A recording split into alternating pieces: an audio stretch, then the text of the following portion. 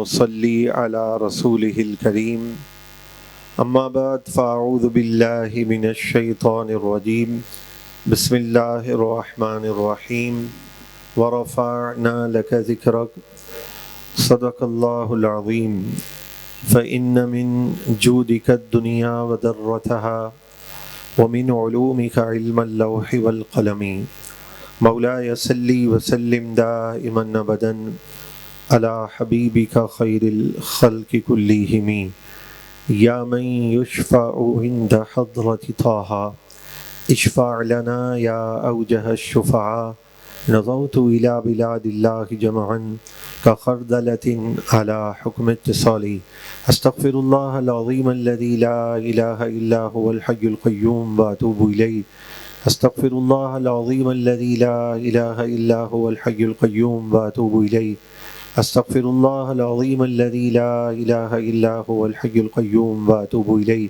اللهم اغفر لي واغفر لي ولا تكلني إلى اختياري اللهم اغفر لي واغفر لي ولا تكلني إلى اختياري اللهم اغفر لي واغفر لي ولا تكلني إلى اختياري وصلى الله تعالى على خير خلقه محمد وآله وأصحابه أجمعين برحمتك يا أرحم الراحمين بحمد اللہ تعالی۔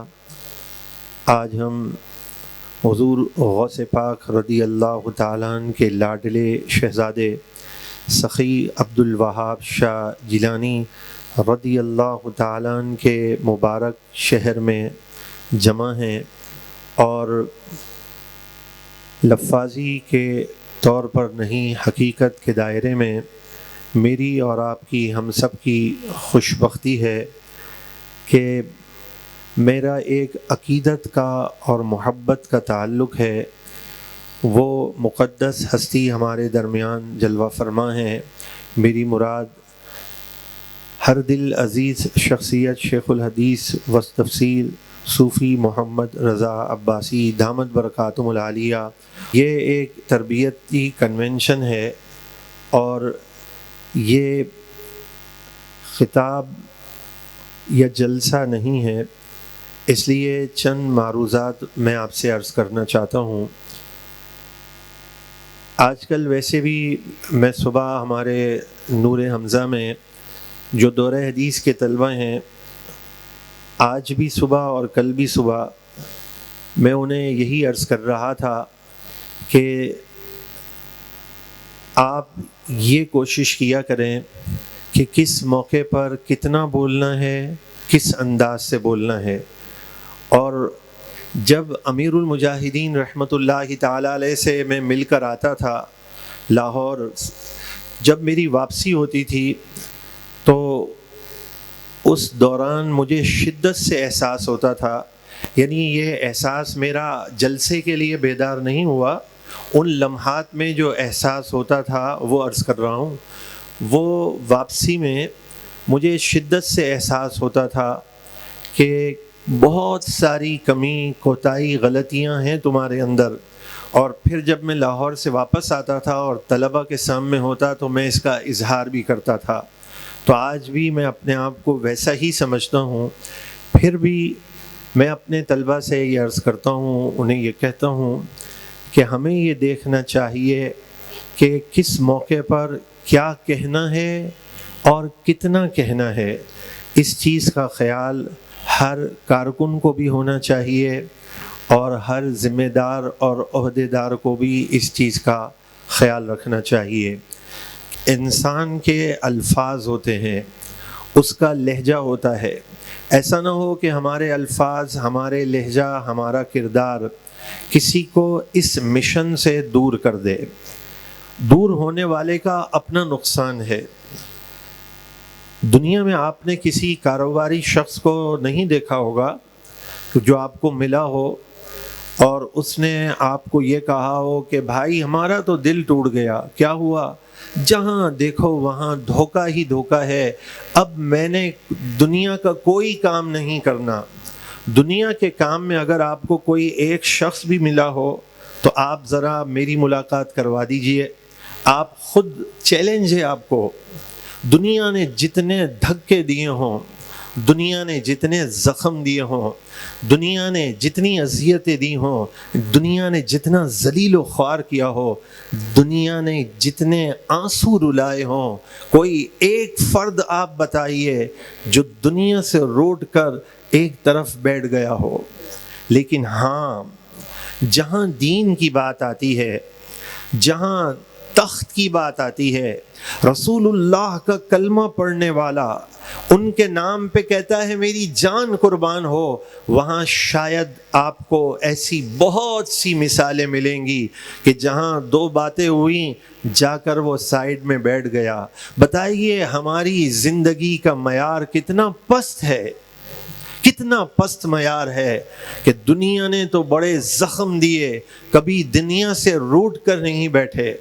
اگر آج ہم امیر المجاہدین رحمت اللہ تعالی علیہ کی بات کرتے ہیں تو باخدا میں نے بہت قریب سے انہیں دیکھا، رات کی تنہائیوں میں دیکھا، رات کے 4 بجے بھی حدیث پڑھتے ہوئے آنکھوں میں آنسو دیکھے۔ آپ کے اندر اخلاص اتنا تھا، اتنا اخلاص تھا کہ ایک بار آپ ایک جلسے میں خود اس کے آپ منتظم تھے، مغرب سے پہلے، بھائیان بس ٹھیک ہے جزاک اللہ، مغرب سے پہلے آپ جلسے میں موجود تھے اور فجر کی اذانوں سے تھوڑی دیر پہلے یہ جلسہ ختم ہوا ہے، آپ نے 3 منٹ بھی خطاب نہیں کیا، آپ سب کے خطابات سنتے رہے، اور کئی بار ایسی بات ہوتی تھی، پھر وہ محفل سے ہم فارغ ہو کے جاتے تھے، صبح 7 بج جاتے تھے، 3 ایک تشریف لاتے تھے کوئی، فجر کے بعد وہ بیٹھ کے گفتگو شروع کرتے تھے، ہم پیچھے بیٹھے ہوئے ہوتے تھے، دل میں خیال آتا یہ بزرگ اٹھ کے جائیں گے، حضرت جائیں گے تو ان کے ساتھ ہم جائیں گے۔ جو پوری رات ایک ہی طرح بیٹھے ہوئے ہوں، کہنا آسان ہے، ابھی مجھے کوئی کہے 2 گھنٹے بعد میں کسی نہ کسی بہانے سے وضو کرنے ادھر ادھر ہو جاؤں گا۔ مغرب سے لے کر سردیوں کی راتیں تھیں، پھر فجر کے بعد 2-3 شخص آ کے بیٹھ جاتے تھے، سورج نکل جاتا تھا، دل میں ہم کہتے تھے، کبھی پیچھے بیٹھے ہوتے تھے، کبھی یہاں اٹھ کے جاتے، کبھی وہاں اٹھ کے جاتے، لیکن آپ کو اللہ نے اتنی مروت دی تھی کہ آپ کبھی ان سے یہ نہیں کہتے تھے جناب اب مجھے اجازت ہو تو میں جاؤں، آپ بیٹھے رہتے تھے جب تک وہ نہیں اٹھتے تھے، آپ ان کی بات سنتے تھے۔ یہ کہنا بہت آسان ہے۔ امیر المجاہدین رحمت اللہ تعالی علیہ نے اس جلسے میں موجود تھا، آپ نے 3 منٹ بھی خطاب نہیں کیا۔ ابھی میں خطاب کرنے کھڑا ہوا ہوں نا تو مجھے ماشاءاللہ 2 گھنٹے بھی کوئی کہے نا خطاب کرتا چلا جاؤں گا، جو خطاب کر رہا ہوتا ہے اس کے لیے تو مسئلہ ہی نہیں ہے، اس نے تو بولنا شروع کر دینا ہے۔ آپ نے 3 منٹ بھی خطاب نہیں کیا، اور پتہ ہے مجھے کیا کہتے ہیں جلسے کے بعد؟ کہتے ہیں مولانا جو نور حمزہ کے طلبہ ترانہ پڑھ رہے تھے اور سب لوگ کھڑے ہو گئے تھے اور رسول پاک کا نام جو بلند ہوا تھا نا، کہتے ہیں مولانا میرا دل کر رہا تھا میں اسی وقت دعا کر دوں اور جلسے کا اختتام کر دوں کہ میرا مقصد تو میرے محبوب کو راضی کرنا تھا، اور منظر ایسا تھا کہ ایسے لگ رہا تھا میرے محبوب راضی ہو رہے ہیں۔ مفہوم کی آپ نے بات کہی، میں نے ایک بار عرض کیا، میں نے کہا حضرت آپ یہ بتائیں کہ آپ امیر کب بنے، وہ کون سا دن تھا؟ تو آپ نے کہا بخدا مجھے یہ نہیں یاد میں امیر کب بنا۔ ان کا حافظہ کتنا ہے آپ سب کو پتہ ہے نا۔ کہتے ہیں مجھے نہیں یاد میں کب امیر بنا، اور اس کے بعد آپ نے کہا واللہ، واللہ کے معنی ہوتے ہیں خدا کی قسم۔ وہ سچا عاشق رسول جب واللہ کہہ رہا ہے، تکلف سے پاک تھے آپ نے کہا واللہ میرے دل میں بھی کبھی خواہش نہیں تھی کہ میں امیر بنوں۔ میں نے کہا حضرت جس دن آپ امیر بنے نا وہ دن یوم سیدنا صدیق اکبر رضی اللہ تعالیٰ عنہ تھا، اور باخدا میں نے سیدنا صدیق اکبر رضی اللہ تعالیٰ عنہ کی سیرت میں سنا، اور زندگی میں سب سے پہلے سنا بھی استاد صاحب سے، اور زندگی میں وہ سنا بھی استاد صاحب سے، اور وہ دن بھی یوم سیدنا صدیق اکبر کا تھا۔ جب ہم پڑھ رہے تھے تو استاد صاحب نے اشارہ کر کے فرمایا ادھر آؤ، قریب آ جاؤ سارے. پھر ہم قریب ہوئے. پھر آپ نے سیدنا صدیق اکبر رضی اللہ تعالیٰ عنہ کی شان بیان کی. تو وہ میں وقت کبھی نہیں بھولتا. آج ہماری مسجد میں ہمارے سلیم بھائی آئے، کہنے لگے یوم سیدنا صدیق اکبر آ رہا ہے. میں نے کہا حضرت یہ اس مہینے نہیں، اگلے مہینے کی 22 تاریخ کو آ رہا ہے. تو وہ جو استاد صاحب سے ہم نے زندگی میں پہلی بار جو سنا تھا، تو آپ کا اخلاص کیا تھا کہ 3 منٹ بھی آپ نے تقریر نہیں کی، پوری رات لوگوں کی تقریر سنتے رہے. آپ کہتے ہیں واللہ میرے دل میں خواہش نہیں تھی میں امیر بنا دیا جاؤں. میری اور آپ کی حالت کیا ہے ہمیں غور کرنا چاہیے. آج کوئی ہمیں اسٹیج پہ بٹھائے، مجھے مرکزی ناظم اعلیٰ بنا دیا، آج کوئی ہٹائے اور پھر میں اسی اخلاص کے ساتھ کھڑا ہوں، تو واقعی امیر المجاہدین کی تربیت ہے. اصل انسان کا پتہ چلتا ہے. صالحین نے فرمایا اگر کسی کو تم نے آزمانا ہے تو فرمایا تم اس کے خلاف بات کرو اور پھر کسی سے کہہ کے دیکھو کہ وہ فلاں شخص تمہارے خلاف بات کر رہا تھا. آج یہ پتہ چلے گا کہ دین کو تخت پہ لانے کا جو رات 1 بجے غلام غوث بغدادی نعرہ لگا رہا تھا، آج اس کو پتہ چلا فلاں شخص اس کے خلاف بات کر رہا تھا، اس نے چڑھائی آستینیں اور کہا آج میں بتاؤں یہ حضرت صاحب کی کیا کیا خامیاں اور غلطیاں ہیں. تو تف ہے پھر ایسی زندگی پر کہ وہ دین کو تخت پہ کیا لائے گا جس نے اپنی ذات پر ہی دین نافذ نہیں کیا. سیدنا صدیق اکبر رضی اللہ تعالیٰ عنہ کے خلاف کسی نے بات کہی تو آپ نے ارشاد فرمایا بات یہ ہے کہ ابھی میرے عیوب اور نقائص تیرے سامنے کھلے ہی نہیں ہیں. کیا جواب آپ نے عمدہ دیا ہے. آج تو ہماری لڑائی کیا ہے؟ ہماری لڑائی فقط اپنی ذات اور اپنی عزت کی لڑائی ہے. بس میری عزت ہو تو سبحان اللہ بغدادی صاحب کے کیا اخلاق ہیں، اور میری عزت نہیں کی گئی تو انہیں قدر ہی نہیں ہے. اپنی ذات سے جس دن ہم باہر آ گئے اس دن ہم خود بخود کامیاب ہو جائیں گے. اللہ اکبر صلی اللہ علیہ وسلم. حقیقت ہے. یہ استاد صاحب کی نظر عنایت ہوگی. میں استاد صاحب سے عرض کرتا تھا، وہ بڑے آدمی تھے، وہ سنتے ایسے تھے جیسے ہم نے کوئی بہت بڑا کمال کیا ہو. کمال تو شخصیت وہ تھی کہ اپنے پرائے غیر جو ہے اش پکار اٹھے، اور تاریخ اسلام میں کبھی اتنے لوگ جمع نہیں ہوئے. کمال شخصیت تو یہی تھی. لیکن ان کی نظر عنایت سے میں اکثر حضرت سے عرض کرتا تھا، میں کہتا تھا حضرت جو میں نے اپنی زندگی میں جو اپنا خلاصہ سمجھا ہے وہ یہ ہے کہ آپ کسی کو دین سمجھائیں تو شاید بات سمجھ میں نہ آئے، اس کی ذات پہ بات آئے گی پورا دین سمجھ میں آ جائے گا. کیا مطلب ہے اس کا؟ آپ سمجھائیں بھائی کسی کو کہ دیکھو سیاسی شعور ضروری ہوتا ہے، حضور کی عزت و ناموس کے لیے سب کچھ قربان کرنا ضروری ہوتا ہے. آپ کسی کو سمجھائیں، سمجھ میں آئے نہ آئے، اسے کوئی اور تقریر سمجھ میں آ جائے گی. اب اسی شخص کا کسی سے ذاتی جھگڑا ہو گیا نا، کاروباری جھگڑا ہو گیا، اور وہ سیاسی شعور سے دور ہے، وہ پورا دین سمجھ جائے گا. وہ کہے گا صحیح کہتے تھے امیر المجاہدین، واقعی سیاسی شعور ضروری ہے. اسے راتوں رات یہ مسئلہ کیسے سمجھ میں آیا؟ اس کا ذاتی جھگڑا کسی سے ہو گیا، اس نے کہا یہ غلط ہے یہ صحیح ہے. اپنی ذات سے باہر آنا ہوگا، ہمیں اپنی عزت کروانے سے باہر آنا ہوگا. مخلص وہ ہوتا ہے. امیر المجاہدین جب ہمیں پڑھاتے تھے پہلے سال تو آپ کے یہ الفاظ تھے، میں منو ان کوٹ کرتا ہوں. آپ نے ہمیں 3 پارے ابتدائی ترجمہ قرآن پاک کا پڑھایا. آج بھی اگر میں پڑھاتا ہوں تو میں اپنے ساتھیوں سے کہتا ہوں، میں تو آپ کو لفظ ٹو لفظ امیر المجاہدین نے جو ترجمہ کیا مجھے یاد ہے، میرا حافظہ اتنا نہیں ہے، لیکن وہ آپ کی تدریس کی برکت تھی۔ تو امیر المجاہدین کے لفظ ٹو لفظ جو آپ فرماتے تھے کہ اخلاص ایک ایسا ایٹم بم ہے کہ جس کے سامنے شیطان بھی شکست مان لیتا ہے۔ اخلاص کیا ہے؟ صالحین نے فرمایا اخلاص یہ ہے کہ جس کے سامنے تعریف اور مذمت دونوں برابر ہو۔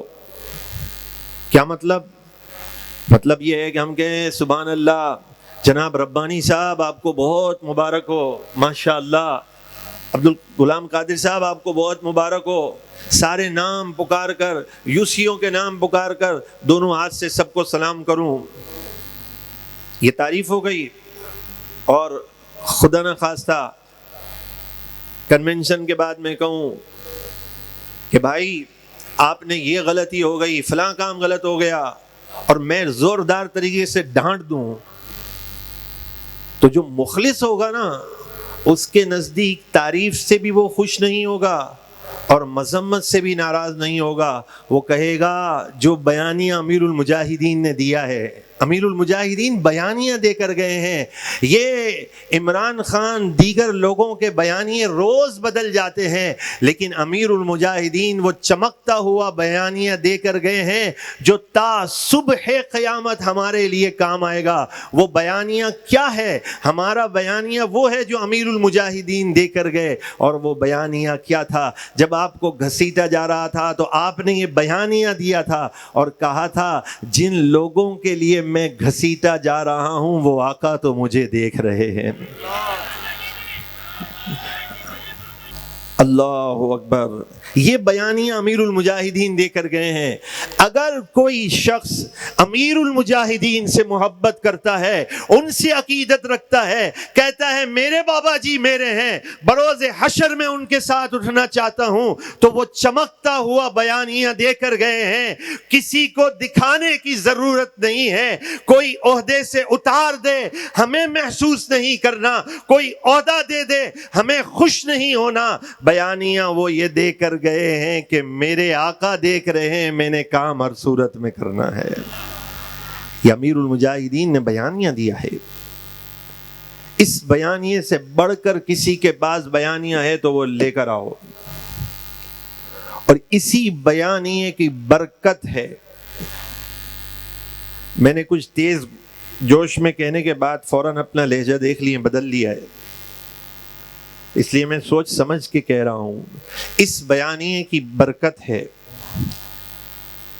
کہ پاکستان کی تاریخ میں کوئی بھی ایک سیاسی جماعت ایسی نہیں جس نے پہلی مرتبہ الیکشن میں وہ اتری ہو اور اتنی بڑی کامیابی حاصل کی ہو، اس لیے کہ مکین گنبد خضرا کی نظر خادم حسین پر ہے، اور انہوں نے جو بیانیہ دیا ہے یہ تا صبح قیامت چمکتا ہوا بیانیہ دیا ہے۔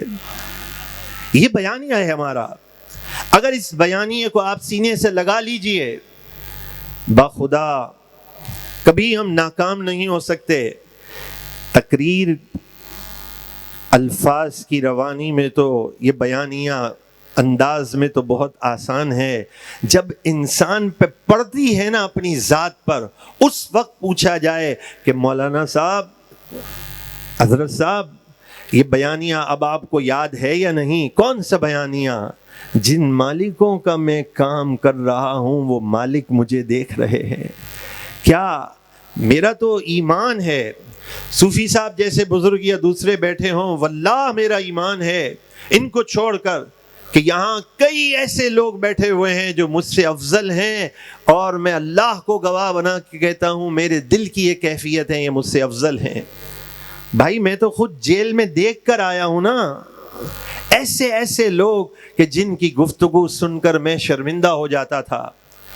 ایک غلام عباس نام کے تھے لاہور جیل میں میرے ساتھ۔ میں نے پوچھا عباس بھائی آپ کام کیا کرتے ہیں؟ انہوں نے کہا، چہرہ بڑا کھلا ہوا سا چہرہ، مجھے اندازہ نہیں تھا کہ کام ان کا یہ ہوگا، کہنے لگا میں جو ہے وہ دال چاول کی ریڑھی لگاتا ہوں. میں نے کہا اچھا. میں نے کہا اب آپ تو گرفتار ہو گئے, اب گھر کا کام کیسے چلے گا؟ گھر میں کون ہے؟ کہا والد صاحب ہیں, وہ بھی کام نہیں کر سکتے. میں سوچ میں پڑ گیا. میں نے کہا اب کیا کیا جائے ان کا؟ آپ یقین کریں جس لہجے میں انہوں نے کہا نا, میں نے کہا عباس بھائی کبھی آپ کو کراچی بلاؤں گا. اپنی یونیورسٹی نکلنے لگا منہ سے, مدرسہ کہنا ہمارے لیے فضیلت ہے, جائے کہ کراچی یونیورسٹی سے ایفیلیشن ہے. میں نے کہا میں اپنے ادارے میں عباس بھائی آپ کو بلاؤں گا کبھی کراچی. وہ کیوں؟ میں نے کہا عباس بھائی آپ یہ بتائیں کہ آپ کے گھر کا خرچ کیسے چلتا ہے پھر؟ کہا بس کچھ نہیں, بس میں یہاں گرفتار ہوں. اگلا جو جملہ کہا نا, نہ وہ مجھے جملہ ادا کرنے آتا ہے, نہ میرے پاس وہ جذبات ہیں, لیکن اس کی ٹھنڈک میں کبھی زندگی میں بھول نہیں سکتا. مجھے کہا کچھ نہیں ہوتا, جب میں باہر نکلوں گا نا میرا رب مجھے اس سے کئی گنا بڑھ کے عطا فرما دے گا. یقین کریں جس لہجے میں انہوں نے کہا نا, تو ایک میں اندر سے شرمندہ ہو گیا. میں نے کہا اس جیسے جذبات تو میرے پاس نہیں ہے. پھر میں نے کہا عباس بھائی ایسے کرنا, کل عشاء کی نماز کے بعد, وہ بیرک میں بہت سارے ساتھی ہوتے تھے نا, تو میں نے کہا عشاء کی نماز کے بعد کھڑے ہو کر آپ نے یہ جملہ کہنا ہے جو ابھی میرے سامنے کہا. کہنے لگا ٹھیک ہے.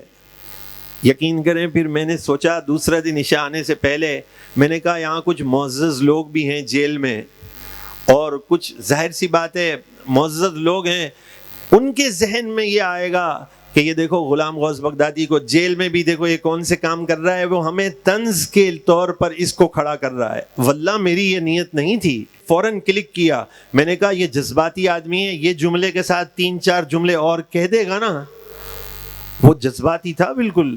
ہاں وہ کہتا تھا, بلکہ میں آپ کو مزے کی بات بتاؤں, اس نے کہا بھائی کہ میرا تو عقیدہ بھی یہ نہیں تھا, یعنی ان کا تو عقیدہ بھی یہ نہیں تھا. میں نے کہا پھر کیا ہوا؟ کہا میرے کسی صاحب نے مجھے دعوت دی, رشتہ دار نے, کہ ایک دفعہ ان کو سنو. اس نے کہا میں نہیں سنتا بھائی ان کو کسی کو. کہا یار ایک بار سنو تو صحیح. بس ایک بار ان کو کیا سنا, پھر ان کے بعد کسی کو سننے کا دل ہی نہیں کیا. تو وہ کہتے زندہ آباد, زندہ آباد. وہ کہتے ہیں میں تو عقیدہ بھی یہ صحیح نہیں تھا. اور اللہ اکبر جس یقین سے انہوں نے کہا, تو وہ ہاں ایسی باتیں جذباتی کیا کرتے تھے. یہاں لوگ آئے ہوئے ہیں جیل میں, انہیں یقین نہیں ہے, باتیں کرتے ہیں. مجھے ذہن میں فوراً کلک کیا. میں نے کہا یہ جذباتی آدمی ہے, پہلا جملہ تو کہے گا جو میں نے کہا ہے, 3 جملے اضافی کرے گا, لوگ کہیں گے دیکھو یہ بغدادی صاحب کو دیکھو جیل میں کھڑے ہو کر ایک بندے کو کھڑا کر دیا اور اب ہمیں سنا رہے ہیں. میں نے کہا نہیں. میں نے کہا عباس بھائی میں خود بتا دوں گا, آپ ناراض تو؟ بولے نہیں میں تو ویسے بھی تقریر تھوڑی کر سکتا ہوں, آپ ہی سنا دینا. تو پھر میرے ذہن میں کلک کیا, ورنہ اس دور میں آپ کسی کو دل چیر کے تو نہیں بتا سکتے. وہ کہے گا ہاں بھائی مولانا صاحب ہیں بات کر رہے ہیں, پتہ نہیں اصل بات کیا ہوگی, فلاں ہوگا. تو مخلص جو ہے, مخلص اسلام کا کتنا پیارا اصول ہے, کتنا دین ہمارا پیارا ہے. دین اسلام نے ہمیں کیا حکم دیا؟ ایک مسلمان سے حسن ظن رکھو. حسن ظن کا ہمیں حکم دیا ہے, اور آج ہم ناکام ہیں. اس کا دوسرا سبب کیا ہے؟ ایک تو ہمارے اندر یقین اور اخلاص کی کمی ہے. دوسرا سبب یہ ہے کہ ہم فوراً بدگمان ہو جاتے ہیں. اسلام نے ہمیں حسن ظن کا حکم دیا ہے, حسن ظن کا. اور وہ تو میں ابھی بتاتا نہیں ہوں ملفوظات میں اعلیٰ حضرت نے کہاں تک لکھا ہے, حسن ظن کہاں تک رکھا. یا اس کو رسمی جملے نہیں سمجھے, عالم میں کفر آج تک پریشان ہے. حضرت کے اندر جو یقین کی نعمت تھی, وہ یقین کیا تھا؟ وہ آپ صرف اعلیٰ حضرت کا شعر پڑھتے نہیں تھے, اس پہ یقین رکھتے تھے. وہ کون سا شعر تھا؟ میرے ساتھ مل کے پڑھیں. وہ شعر یہ ہے, کون دیتا ہے دینے کو, باواز بلند کون دیتا ہے دینے کو, باواز بلند کون دیتا ہے دینے کو, منہ چاہیے دینے والا ہے سچا ہمارا نبی. جب آپ کو کہا گیا نا کہ وہاں آپ نے پیر مکی پہ خطاب نہیں, یہ خطاب میں ڈینگی کے بارے میں کرنا ہے, تو آپ نے کہا میں ڈینگی شینگی پہ نہیں، حضور کی عظمت و ناموس پہ ہی بیان کرتا ہوں. کہا پھر آپ نے خطاب نہیں کرنا؟ آپ نے کہا میں نہیں کروں گا. آپ نے پھر مجھے فون پہ بھی بتایا کہ یہ اس طرح معاملہ ہوا ہے. اور پھر اس کے ساتھ انہوں نے کہا اچھا ایسے کریں کہ اوقاف کے تحت ہی ایک مدرسہ ہے، آپ وہاں تدریس پہ آ جائیں. حضرت نے مجھے فون پہ بتایا، میں تو دل میں بڑا خوش ہوا. میں نے کہا سبحان اللہ، یہ تو غیبی مدد ہو گئی. چلو حضرت وہاں نہیں تو یہاں صحیح. لیکن یقین کی نعمت حضرت کی تھی کہ حضور کے نام پہ جب مجھے ایک بار روکا ہے تو تخت سکندری پر وہ تھوکتے نہیں ہیں. آپ نے پھر پلٹ کر جتنی تنخواہ بنتی تھی آپ نے نہیں لی. کہنا آسان ہوتا ہے. کہا اچھا پھر آپ کے کسی صاحبزادے کو آپ کی جگہ لگا دیا جائے گا. آپ نے کبھی پلٹ کر ایک بات انہیں جواب نہیں دیا. وہ یقین کیا تھا؟ انہیں یقین تھا کہ جن مالکوں کے لیے میں یہ قربان کر رہا ہوں وہ مالک مجھے نوازیں گے. ان سے کوئی سودا کر کے تو دیکھے، باخدا میرے آقا اسے دنیا میں بھی نوازتے ہیں اور آخرت میں بھی نوازتے ہیں. ان سے سودا کر کے تو دیکھیے. گورنمنٹ کی جاب کو آپ نے ایک لمحے میں لات مار دی. یہ کہنا آسان ہے. کیوں؟ انہیں یقین تھا کہ جن کے لیے ساری کائنات بنائی گئی ہے، اگر ان کے نام پر میں یہ سودا کرتا ہوں تو وہ آقا مجھے خالی لوٹائیں گے. یہ یقین تھا. آپ کبھی بھی نہیں ڈریں، کبھی خاطر میں نہیں لائیں کہ میں گرفتار ہو جاؤں گا، میں جیل میں چلا جاؤں گا، مجھے پریشانی آئے گی. باخدا پریشان نہیں ہو. اس لیے کہ جن مالکوں کا ہم کام کرتے ہیں وہ ہمیں بے آسرا نہیں چھوڑتے ہیں. یہ پکی بات ہے. آج جب میں وہاں جیل میں تھا تو وہاں پر ایسا بھی تھا نا، جس کو آیا پکڑ لیا، جس کو آیا پکڑ لیا. وہ فیکٹری میں لوگ کام کرتے اس کو بھی پکڑ کے لے آئے. اب وہ مجھے کہتے تھے بھائی آپ بتائیں نا پھر ہم کب چھوٹیں گے. میں نے کہا بھائی اگر مجھے یہ پتا ہو میں اپنی والدہ کو نہیں بتا دوں کب چھوٹیں گے. میں نے کہا بھائی دیکھو بات سنو، بہت سے ایسے لوگ بھی ہیں ہسپتالوں میں جو کروٹ بھی نہیں لے سکتے. شدید پیاس میں ایک گلاس پانی پینا بھی انہیں منع ہوتا ہے اور وہ بڑی مشکل زندگی بسر کر رہے ہیں. یہاں تو آپ بیرک میں ٹہلتے ہو، کھاتے ہو، پیتے ہو، تو پھر آپ پریشان کیوں ہوتے ہو؟ ان کو میں یہ بتاتا تھا تو حقیقت یہی ہے. آج وہ لوگ پھر کیسے تھے؟ وہ ناموس رسالت کے لیے نہیں آئے تھے باخدا، لیکن صرف ناموس رسالت کے لیے جو لوگ آئے تھے ان کی صحبت میں بیٹھے نا، باخدا ان کے جذبات بھی ایسے ہو گئے، کہنے لگے بس باہر نکل کر ہم نے بھی یہی کام کرنا ہے. لبیک. تو ناموس رسالت کے لیے، حضور کی عزت و ناموس کے لیے تحریک بنی ہے. اور آخری باتیں عرض کرتا ہوں کہ امیر المجاہدین کی یہ کرامت ہے اور رب نے پوری دنیا کو دکھانا تھا. آپ نے ایک بار یہ فرمایا تھا نا، آپ نے سنا ہو، امیر المجاہدین نے کیا فرمایا کہ میرے بیٹے مجھ سے زیادہ دلیر ہیں. آپ نے فرمایا تھا نا. اب یہ دنیا کیسے مانتی؟ میری رب کی قدرت کے نظارے ہیں. باخدا میں لوگوں سے کہتا ہوں، میں نے کئی سال امیر المجاہدین کی صحبت اٹھا کر آپ کی شخصیت کو تو جانا، لیکن آپ کے لخت جگر کو تو میں نے بہت تھوڑی سی صحبت میں پہچان لیا کہ جب آپ کو جیل سے مذاکرات کے لیے بلایا گیا، ہم سارے بیٹھے ہوئے تھے، ان کو پتا تھا کہ میں نے دوبارہ پلٹ کے جیل جانا ہے. میں رات کے اس پہر میں مبالغہ نہیں کر رہا، میں آپ کو حقیقت سے بتا رہا ہوں. اس جیل سے آ کر وہ عظیم نوجوان جس کے اوپر اپنی بہنوں کی ذمہ داری ہے، ساری بہنیں جو ہیں وہ چھوٹی ہیں، ایسے عظیم باپ کا سایہ اٹھ گیا ہے. وہ 2 عیدیں جو جیل میں منا کر آج مذاکرات کی میز پر آیا ہے، تو باخدا وہ آ کر انہوں نے پہلی بات یہ کہی کہ میں ساری زندگی جیل میں رہنے کے لیے تیار ہوں، میں حضور کی عزت و ناموس پر کبھی کمپرومائز نہیں کر سکتا ہوں۔ آپ خطاب کریں، اور میں دل میں کہہ رہا تھا کاش یہ اور بولے کہ سچے لوگوں کی زبان میں اثر ہوتا ہے۔ پچھلے شب جمعہ غوث الورا میں سالانہ محفل تھی علامہ احمد رضا امجدی صاحب کی مسجد میں نے وہاں صوفی صاحب کا ذکر کیا۔ میں نے کہا اللہ کے فضل سے مجھے یہ پتا ہے، میں نے صوفی محمد رضا عباسی صاحب کا ذکر کرتے ہوئے کہا ان کی دعا رد نہیں ہوتی۔ میں نے کہا کراچی میں یہ موجود تھے، ایک تنظیمی اور دینی مسئلہ تھا، مجھے بظاہر لگتا تھا یہ مسئلہ حل نہیں ہو سکتا۔ صلاۃ غوثیہ پڑھ کے میں نے حضرت سے کہا، میں نے کہا حضرت ایک معاملہ ہے، ایسے سمجھیں کہ تیر کمان سے نکل گیا ہے، آپ ہاتھ اٹھائیں دیکھیں ہوتا کیا ہے۔ با خدا جو وہاں عملہ تھا، جو لوگ تھے، وہ ایک دوسرے کا منہ دیکھتے رہ گئے، یہ بازی کیسے پلٹی ہے۔ تو وہ میری عقیدت حضرت کے ساتھ یہ ہے، تو میں نے اپنے بڑوں سے یہی سیکھا ہے کہ بڑے خطاب کریں، ان کی زبان میں اثر ہوتا ہے۔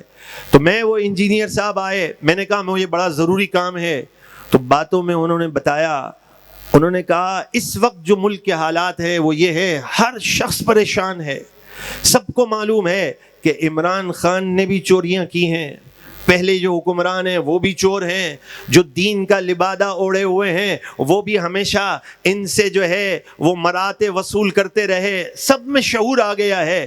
لسانیت کے نام پر جو لوگ بیزار ہوئے ان سے بھی لوگ بیزار ہیں، اس لیے کہ کبھی جو ہے حکومت کے مزے لینے کے لیے، مراد کے لیے کبھی ان سے ہاتھ ملاتے ہیں چور کہتے ہوئے، کبھی کہتے ہیں عمران خان یہ ڈاکو ہے، ڈاکو کو وزیر بنا دیا، لوگ سب سے پریشان ہیں۔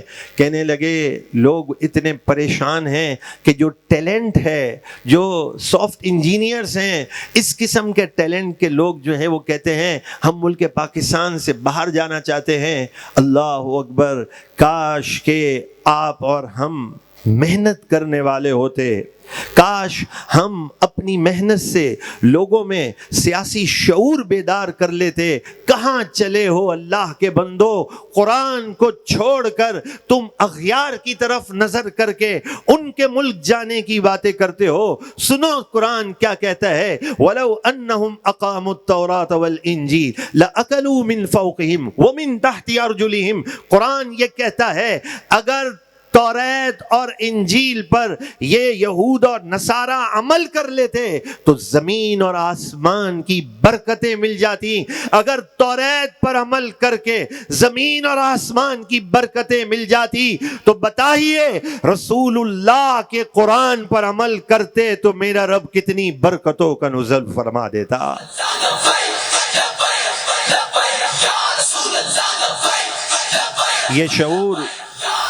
یہ شعور بیدار کرنے کی ضرورت ہے۔ کیوں ہمارا ٹیلنٹ باہر جا رہا ہے؟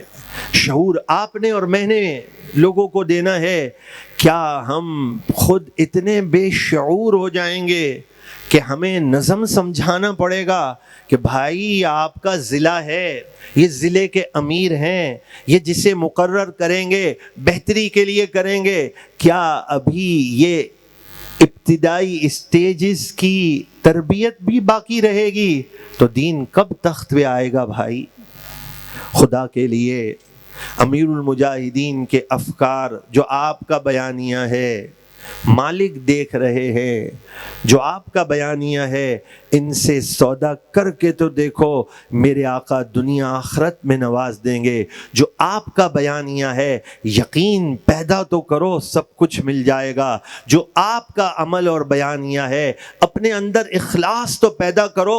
مجھے بھی نہیں پتا جو آپ نے فرمایا امیر المجاہدین نے کہ میں کب امیر بنا دیا گیا ہوں، تو اب مجھے اپنے مشن سے اتنا پیار ہو جائے، میں نظم کے اندر اپنے آپ کو اتنا پیوستہ کر لوں کہ پھر مجھے اب مزید تربیت کی ضرورت نہ رہے۔ یہ بلدیات کے انتخابات ہو سکتا ہے میری آپ کی زندگی میں ایک بار ہی آئیں، یہ 15 20 سال کے بعد آتے ہیں۔ جو بلدیات جیتتا ہے وہ پھر الیکشن جیتتا ہے، بلدیات کے ذریعے آپ خدمت کر سکتے ہیں، بلدیات میں آپ کامیاب ہوں، آپ کی دھاک بیٹھ جائے گی۔ تھوڑی سی محنت کر لو نا بھائیو، کچھ محنت کر لو، باتیں کرنے سے نہیں ہوگا۔ آپ یہ پوچھیں، میں اپنے آپ سے پوچھوں، آپ تحریک کو وقت کتنا دیتے ہیں؟ وقت ہم نہیں دیں اور ہم کہیں کہ واٹس ایپ پہ رہتے ہوئے ہم تحریک چلا لیں گے، واٹس ایپ پہ جواب دے دیں گے، تو یہ خام خیالی ہوگی۔ پھر ایک دوسرے کے دست و گریباں ہونے سے بازی ہاتھ میں نہیں آتی۔ ہر شخص اپنے آپ سے پوچھے کہ میں نے امیر المجاہدین کا بیانیہ یاد رکھیے گا، پھر دہراتا ہوں، مالک دیکھ رہے ہیں، پھر دہراتا ہوں، مالک سے سودا کر کے دیکھو، وہ خالی ہاتھ نہیں لوٹاتے۔ ارے بھائی آج زندگی ہے، کل دنیا سے چلے جائیں گے۔